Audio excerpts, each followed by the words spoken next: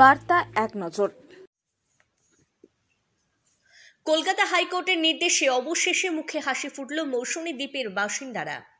একের পর এক প্রাকৃতিক বিপর্যয় তছনছ করে দিয়েছে সুন্দরবনের একাধিক উপকূল তীরবর্তী এলাকার মাটির নদী বাঁধগুলি। একের পর এক বিধ্বংসী ঘূর্ণিঝড় আঘাত এনেছে সুন্দরবনে। 2021 সালের বিধ্বংসী ঘূর্ণিঝড় ইয়াস তছনছ করে দিয়েছে সুন্দরবনের একাধিক উপকূল তীরবর্তী এলাকাগুলি। সুন্দরবনের প্রত্যন্ত দ্বীপ মৌসুমী, কলকাতার কাছে পিঠে পর্যটকদের ভ্রমণের অন্যতম ডেসক্রিপশন মৌসুমী দ্বীপ।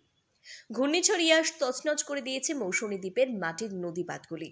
মাটির নদী বাঁধ ভেঙে গিয়ে প্লাবিত হয়ে গিয়েছিল গোটা এলাকা, জলমগ্ন হয়ে পড়েছিল এলাকাবাসীরা। স্থানীয়দের দীর্ঘদিনের দাবি ছিল কংক্রিটের নদী বাঁধ। কংক্রিটের নদী বাঁধের দাবিতে বারবার আন্দোলনে সামিল হয়েছিল মৌসুমী দ্বীপের মানুষজনেরা। মৌসুমী দ্বীপের স্থানীয়দের মাটির নদী বাঁধে দাবি নিয়ে আইনজীবী রাজেশ ক্ষেত্রে 2021 সালে কলকাতা হাইকোর্টের একটি জনস্বার্থ মামলা করে। দীর্ঘ 4 বছর ওই মামলা ফেরার পর অবশেষে কলকাতা হাইকোর্টের বিচারপতি সৌমেন সেন ও বিচারপতি স্মিতা দে দাসের এজলাসে এই মামলার শুনানি হয়। শুধু কংক্রিটের নদী বাঁধ নয়, মৌসুমী দ্বীপের এলাকাবাসীদের জন্য স্বাস্থ্য থেকে শুরু করে একাধিক দায়ভার নিতে হবে রাজ্য সরকারকে, এমনই শুনানি দেয় বিচারপতি। আদালতের সংশ্লিষ্ট কর্তৃপক্ষের লিখিত বিষয়গুলির গুরুত্বের সঙ্গে বিবেচনা করার নির্দেশ দেয় সেই গুরুত্বপূর্ণ বিষয়গুলি। মৌসুমী দ্বীপের স্থায়ী কংক্রিটের নদীবাঁধ নির্মাণ, এছাড়াও এলাকাবাসীদের স্বাস্থ্যের কথা মাথায় রেখে মৌসুমী দ্বীপে একটি স্বাস্থ্যকেন্দ্র স্থাপনের নির্দেশ দেয়। এর পাশাপাশি পরিবেশের উপর বিরূপ প্রভাব না পড়লে একটি সেতু নির্মাণের সম্ভাবনা বিবেচনা এবং দ্বীপটির সার্বিক অবকাঠামোর উন্নয়ন ঘটানোর নির্দেশ দেন কলকাতা হাইকোর্টের বিচারপতি। কলকাতা হাইকোর্টের এই নির্দেশের পর খুশি সুন্দরবনের প্রত্যন্ত দ্বীপ এলাকার মানুষরা। দীর্ঘ 4 বছর সংগ্রাম লড়াইয়ের পর প্রাকৃতিক বিপর্যয়ের সময় প্রবল জলোচ্ছ্বাস ও নদী ভাঙনের হাত থেকে এলাকাবাসীদের রক্ষা করার জন্য যে নির্দেশ কলকাতা হাইকোর্টের, সেই নির্দেশে খুশি এলাকার মানুষজনেরা। এই বিষয়ে আইনজীবী রাজেশ ক্ষেত্রে তিনি জানান, বিভিন্ন সময় প্রাকৃতিক বিপর্যয় তছনছ করে গিয়েছে সুন্দরবনের একাধিক উপকূল তীরবর্তী এলাকা।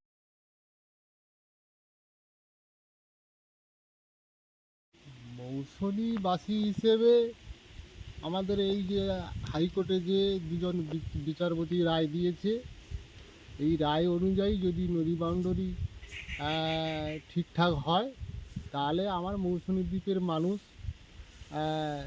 শান্তিতে থাকতে পারবে বা চাষবাস ঠিকঠাক করতে পারবে, বা স্থায়ী নির্মাণ হলে মানুষের মৌসুমী দ্বীপের যারা আমরা বসবাস করি আমাদের উপকার হবে।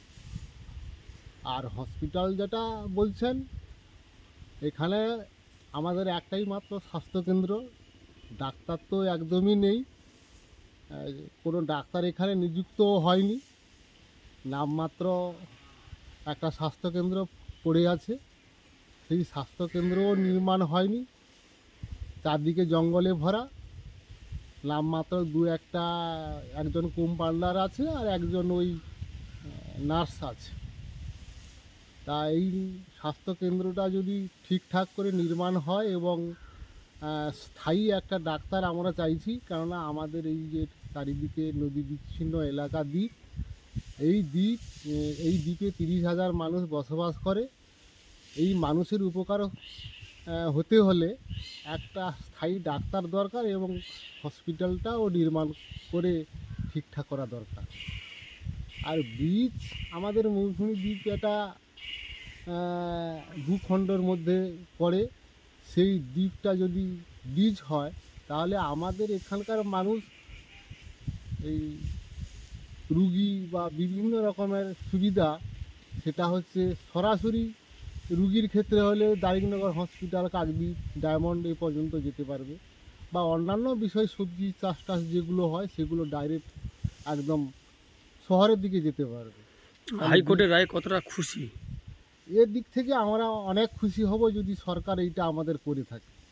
নদী বাউন্ডারি, হসপিটাল, ব্রিজ এগুলো করলে আমার মৌসুমী দ্বীপবাসীর সবার খুশি, আমাদের খুশি, এবং সরকারের কাছে অনুরোধ করব যাতে এই সমস্ত জিনিসগুলো হয়, হাইকোর্টের নির্দেশ মতো হয়। হ্যাঁ, হাইকোর্টের নির্দেশ মতো হয়।